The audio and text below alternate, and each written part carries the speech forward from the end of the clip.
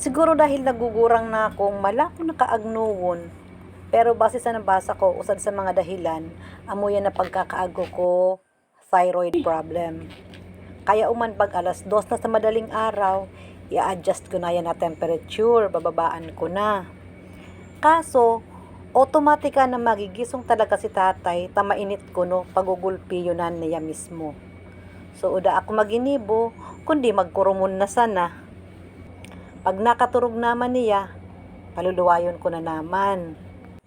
Ay tapangalakan, bumabangon man sa nautro, tapagugulpiyon na naman. Sabagay maray man kintanaan ta exercise kanya, kaso lang ngirikin masungkog.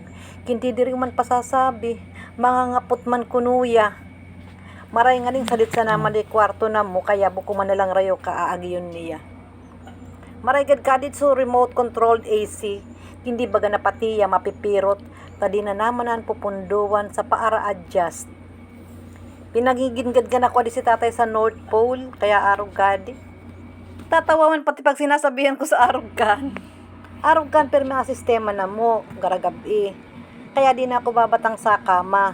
Magbabanig ako sa adi sa loob. Sa adi gilid na nalililingdan kading cabinet. Nganing bukong mag-agno. Siyempre tamas nakahuhubin, amo na sana mag-adjust. Agkuman mga isapoy, agkuman jacket, arog na sa nakan.